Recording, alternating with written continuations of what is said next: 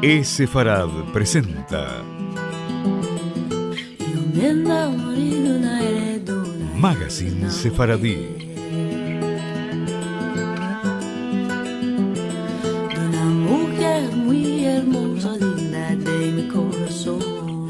Una producción de Radio High y Radio Sefarad.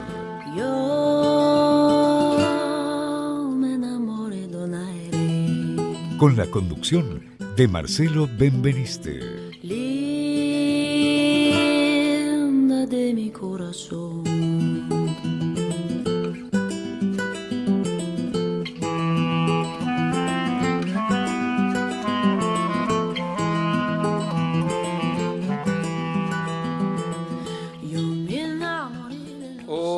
Hola amigos, bienvenidos a una nueva emisión de Sefarad Magazine Sefaradí, precisamente la emisión número 366.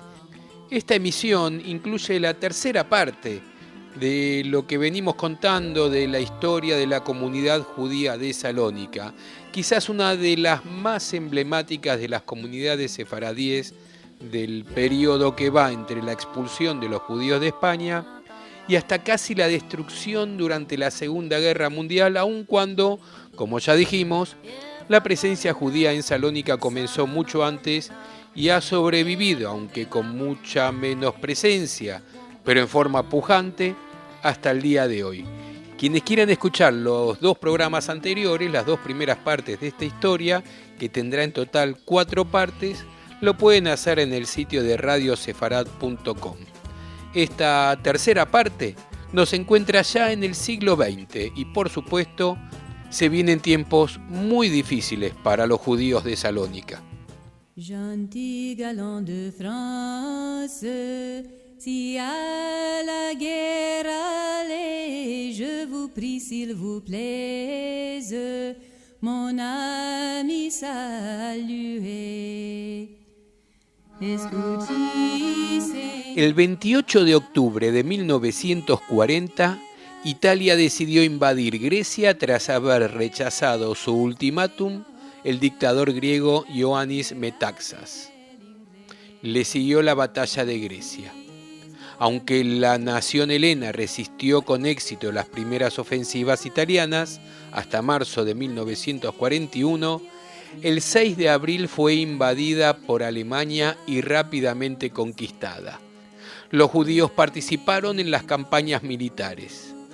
12.898 de ellos formaron en las filas del ejército griego, 4.000 participaron en las campañas de Albania y Macedonia, 513 se enfrentaron a los alemanes. En total, murieron en la guerra 613 judíos, de los que 174 eran de Salónica. La Brigada 50 de Macedonia era llamada Batallón Cohen, a causa del gran número de judíos que formaban en sus filas. Tras la derrota griega, muchos soldados judíos sufrieron la congelación de sus extremidades inferiores al regresar a pie a sus hogares. Grecia quedó dividida en varias zonas de ocupación. El norte, y por lo tanto la ciudad de Salónica, quedó bajo ocupación alemana, en tanto que el sur del país caía en manos de los italianos, quienes, durante su proceso de ocupación, hasta septiembre de 1943, no pusieron en práctica la política antijudía. La mayor parte de la población judía de Grecia se encontraba en la zona alemana. En Salónica habitaban por entonces 56.000 judíos. En la ciudad, donde los alemanes entraron el 9 de abril de 1941, las medidas antisemitas fueron aplicándose de forma progresiva. El oficial alemán Max Martin, encargado de la administración de la ciudad, repetía continuamente que las leyes de Nuremberg no se aplicarían en Salónica. La prensa judía fue inmediatamente prohibida, lo que supuso el cierre de los diarios francófonos, L'Indépendant y Le Progrès, y del periódico en judeo español El Mensajero, al tiempo que hacían su aparición 2 diarios griegos pronazis, Nea Evropi y Apoyen Manti, que pronto comenzaron a publicar soflamas antisemitas. Casas y edificios comunitarios fueron requisados por los ocupantes, entre ellos el hospital construido gracias a las subvenciones del barón Hirsch. A finales del mes de abril aparecieron carteles que prohíban a los judíos la entrada a los cafés y después se les expulsó de sus emisoras de radio. El gran rabino de Salónica, Zvi Koretz, fue arrestado por la Gestapo el 17 de mayo de 1941 y enviado a un campo de concentración en las cercanías de Viena, de donde regresaría en enero de 1942 para volver a su posición de rabino. En junio, enviados del Einsatzstab Rosenberg, del Estado Mayor Especial, llegaron al lugar y saquearon los archivos judíos, enviando toneladas de documentos de la comunidad al Instituto Nazi de Investigaciones Judías con sede en Frankfurt. Todos esos documentos se perderían para siempre. Por otro lado, los judíos sufrieron, como el resto de sus conciudadanos, una terrible hambruna, ya que el régimen nazi no concedía ninguna importancia a la economía griega. Se ha calculado que durante el invierno de 1941 a 1942 murieron de hambre unos 600 judíos de Salónica. Durante un año no se tomó ninguna otra medida antisemita, lo que dio momentáneamente a los judíos una falsa sensación de seguridad. Sin embargo, el 11 de julio de 1942, coincidiendo con un Shabbat, un comunicado publicado en el diario Apoy Mantini ordenó a todos los varones judíos de entre 18 y 45 años reunirse en la Plaza de la Libertad, la Plateia Eleftherias, en el centro de Salónica. Se reunieron allí unos 9.000 hombres. Durante toda la tarde se los obligó a realizar ejercicios físicos humillantes a punta de pistola. 4.000 de ellos fueron enviados a realizar trabajos de obras públicas para la empresa alemana Müller en las carreteras que enlazaban Salónica con Caterini y Larisa, donde hacía estragos el paludismo. En menos de 10 semanas, el 12% de ellos fallecieron a causa del agotamiento y enfermedades. La comunidad judía de Salónica, con la ayuda de la de Atenas, logró reunir 2.000 millones de dracmas de la enorme suma de 3.500 millones que habían exigido los alemanes para repatriar a los trabajadores forzados. Los alemanes aceptaron liberarlos, pero, en contrapartida, exigieron a instancias de las autoridades griegas el abandono del cementerio judío de Salónica, que albergaba entre 300.000 y 500.000 tumbas. Por su forma y ubicación, este cementerio había resultado siempre un obstáculo para el crecimiento urbano de Salónica. Los judíos iniciaron el traslado de las tumbas a los terrenos que se les había asignado en la periferia, pero las autoridades municipales, con el pretexto que los trabajos se llevaban a cabo con excesiva lentitud, decidieron ocuparse directamente de la tarea. 500 obreros griegos pagados por las autoridades municipales comenzaron a destruir las tumbas. El cementerio quedó transformado en una enorme cantera en la que griegos y alemanes se proveían de losas sepulcrales que utilizaban como material de construcción. En este lugar se alza actualmente, entre otros edificios, la Universidad Aristóteles. Se calcula que entre los comienzos de la ocupación y el final de las deportaciones, entre 3.000 y 5.000 judíos consiguieron escapar de Salónica, obteniendo un refugio provisional en la zona italiana de Grecia.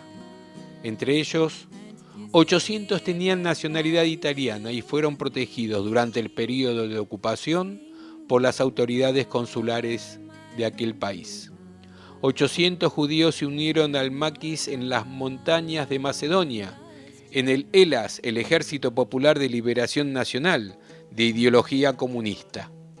La oposición monárquica de derechas, por su parte, no acogió prácticamente a ningún judío. Más de 48.000 sefaradíes de Salónica fueron enviados a los campos de concentración nazis. cerca del 98% de los habitantes judíos de la ciudad murieron durante la guerra. Únicamente los judíos de Polonia sufrieron una mortalidad tan elevada. Para llevar a cabo esta operación, las autoridades nazis se la encargaron a dos especialistas en la materia, Alois Brunner y Dieter Wisliceny, estrechos colaboradores de Adolf Eichmann, quienes llegaron a Salónica el 6 de febrero de 1943. De inmediato, ordenaron aplicar en todo su rigor las leyes de Nuremberg, imponiendo a los judíos la obligación de llevar en lugar visible la estrella amarilla y restringiéndoles drásticamente su libertad de circulación. En febrero, los judíos fueron confinados en 3 guetos, Cala Maria, Singrou y Vardar Agia Paraskevi, y más tarde recluidos en un campo transitorio situado en el barrio del Barón Hirsch, en las cercanías de la estación del ferrocarril. Allí los esperaban los trenes de la muerte. Para llevar a cabo su misión, los SS se auxiliaron de una policía judía creada para la ocasión, dirigida por Vital Jason, que se entregó con sus hombres a numerosas exacciones contra el resto de los judíos. El 15 de marzo partió el primer convoy y llegó a Auschwitz-Birkenau el día 20. Transportaba 2.800 personas, de las que 2.191 fueron gaseadas inmediatamente después de su llegada. El resto, 417 hombres y 192 mujeres, fueron conducidas a los campos de trabajo. Numerosos griegos, tanto juristas como líderes espirituales, incluido el arzobispo ortodoxo de Atenas, Papandreou Damaskinos, protestaron ante las autoridades griegas por causa de las deportaciones.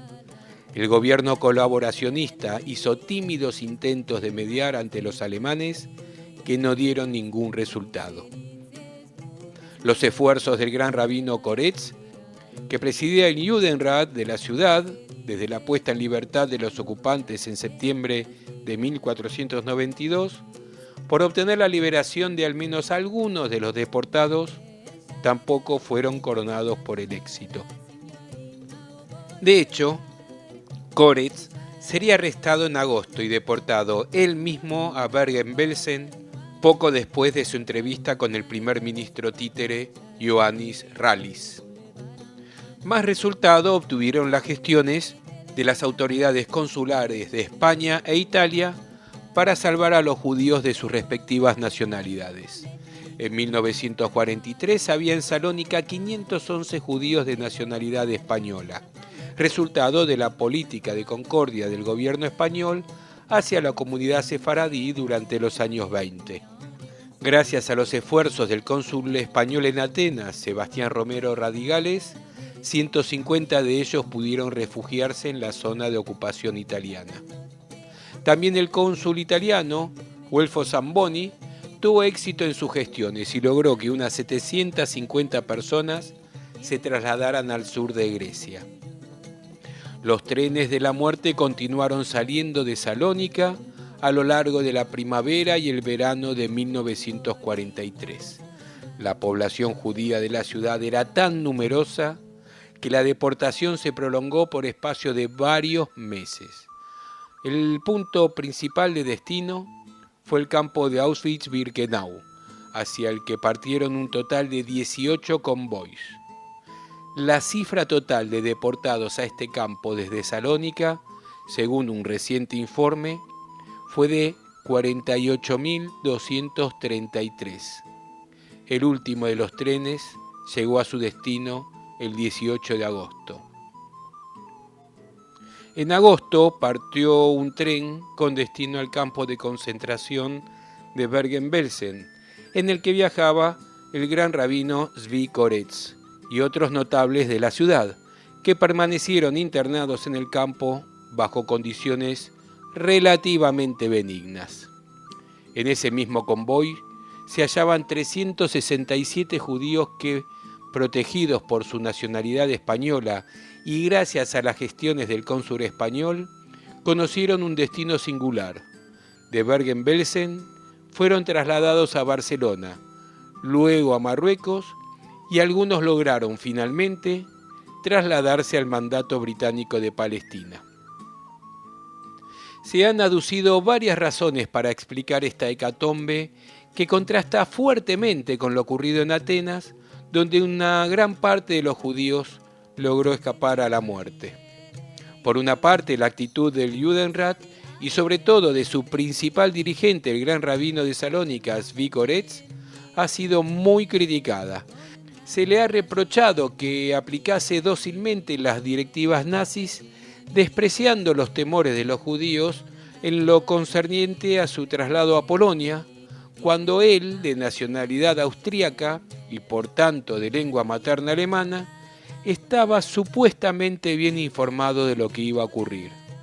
Incluso corrieron rumores que lo acusaban de haber colaborado conscientemente con los ocupantes. Un reciente estudio tiende, sin embargo, a relativizar su papel en las deportaciones.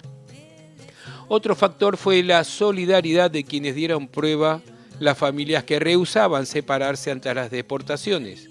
Su voluntad de hacer frente conjuntamente a las adversidades no facilitó las iniciativas individuales.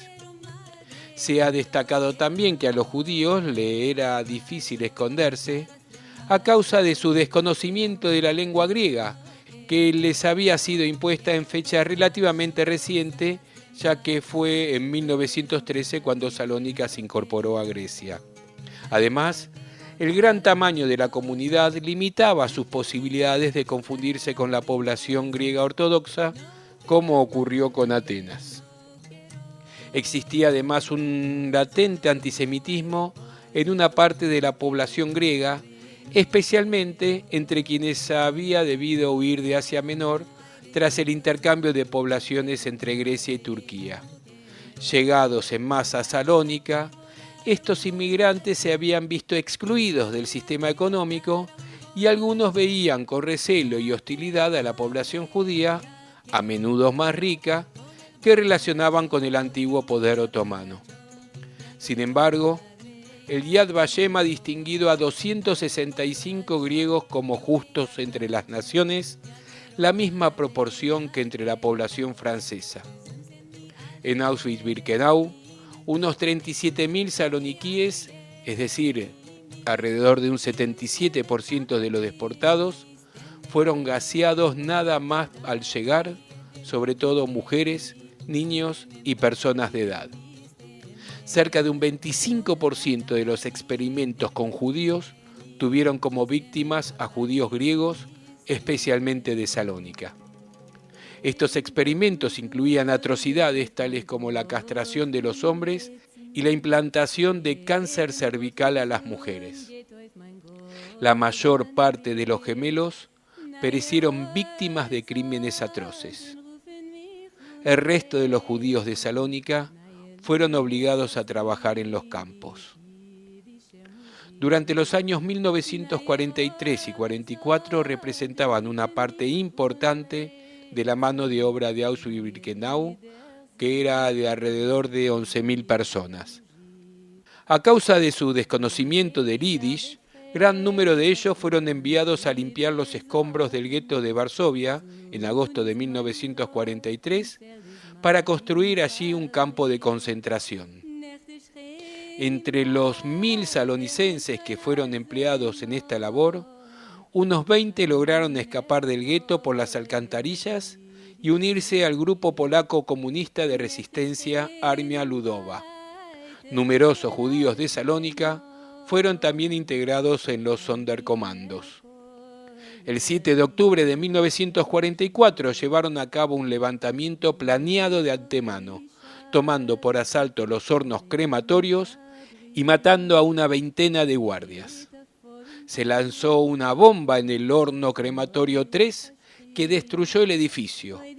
Antes de ser masacrados por los alemanes, los insurgentes entonaron un canto de los partisanos griegos y el himno nacional griego. En su libro, Si esto es un hombre, una de las obras más célebres de la literatura de la Shoah, el escritor italiano Primo Levi evoca en una breve descripción al grupo de algunos sobrevivientes de la colonia judía de Salónica, estos griegos inmóviles y silenciosos como esfinges, agazapados detrás de las escuadrillas de potaje denso. Estos últimos miembros de la comunidad, todavía vivos en 1944, causaron una fuerte impresión al autor. Anota que, pese a su escaso número, han aportado una contribución de primer orden a la fisonomía del campo y a la jerga internacional que por él circula. Según él, su capacidad de sobrevivir en los campos se explica en parte por el hecho de que constituyen en el campo el grupo nacional más coherente y desde ese punto de vista el más evolucionado. Erika Peraya Semur, directora del Museo de la Presencia Judía de Salónica, comenta en relación con estas palabras que este sentimiento patriótico descrito por un observador externo es también perceptible en los relatos de los deportados de Salónica y tiene sus orígenes en la política filosemita de Metaxas en los años de proguerra. Al final de la Segunda Guerra Mundial, estalló en Grecia una violenta guerra civil que duraría hasta 1949 y que enfrentó a las fuerzas del gobierno de Atenas, apoyado por los británicos, con la poderosa resistencia comunista, el ELAS, el Ejército Nacional de Liberación Popular. Algunos judíos de Salónica que habían escapado a la deportación tomaron parte de esta guerra, tanto en las fuerzas gubernamentales como en el bando contrario. Entre los que combatieron en las filas del ELAS, muchos fueron víctimas, como otros partisanos, de la represión que se abatió sobre el país cuando el gobierno recuperó el control de la situación. De aquellos que lograron sobrevivir a los campos, algunos eligieron no regresar a Grecia y emigraron a Europa Occidental, a América o al mandato británico de Palestina. Otros escogieron regresar. Todos ellos debieron afrontar numerosas dificultades para sobrevivir y llevar a buen término sus proyectos, ya que la Europa de la inmediata posguerra se encontraba en un estado caótico. Fueron además discriminados por algunos supervivientes ashkenazíes que ponían en duda su condición de judíos. El regreso a Salónica constituyó también un terrible golpe para los supervivientes.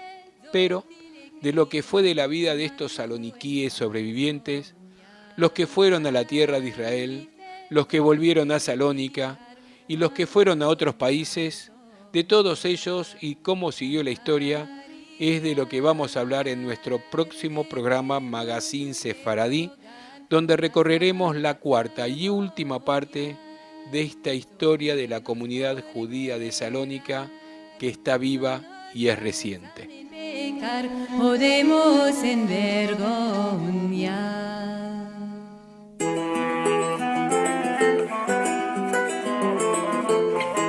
Agenda Sefaradí.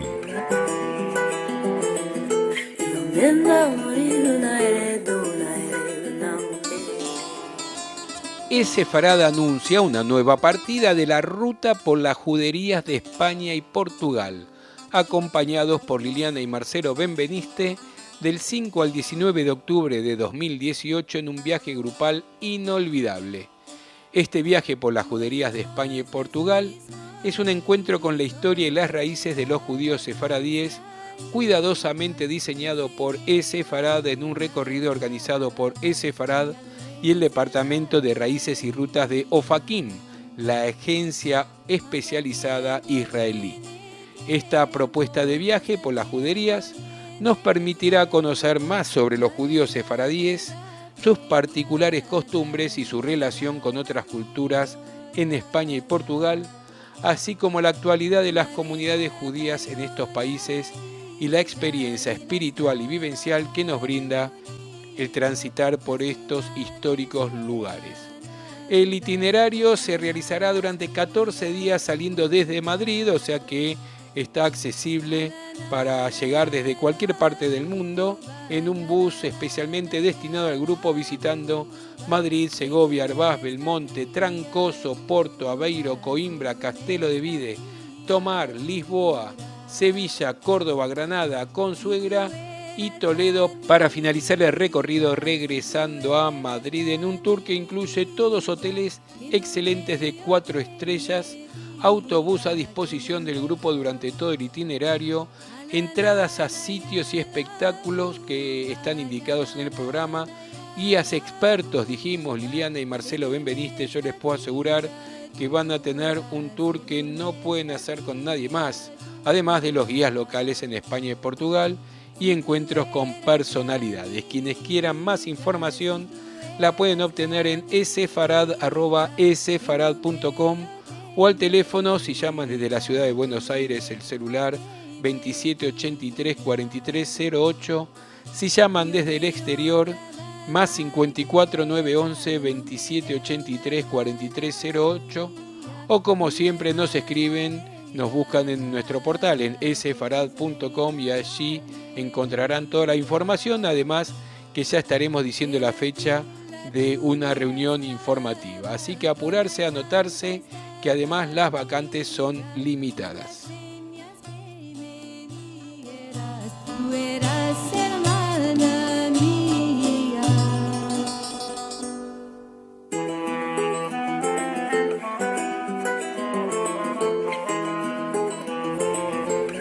Música.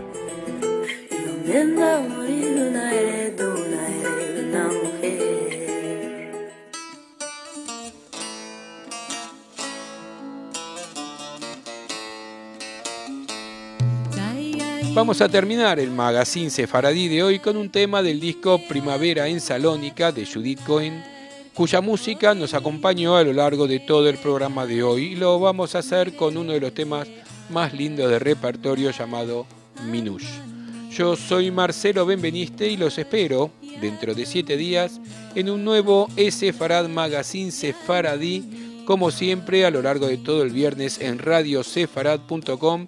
Les recuerdo que ahí están todos los archivos de los programas y por lo tanto pueden escuchar las primeras partes, la primera y segunda parte de esta historia de los judíos de Salónica, y también nos pueden escuchar en radiohai.com los domingos a las 3 de la tarde o por la frecuencia modulada de Buenos Aires de 96.3 MHz, y como siempre en nuestro propio portal en sfarad.com y en todas las redes sociales, Facebook, Twitter.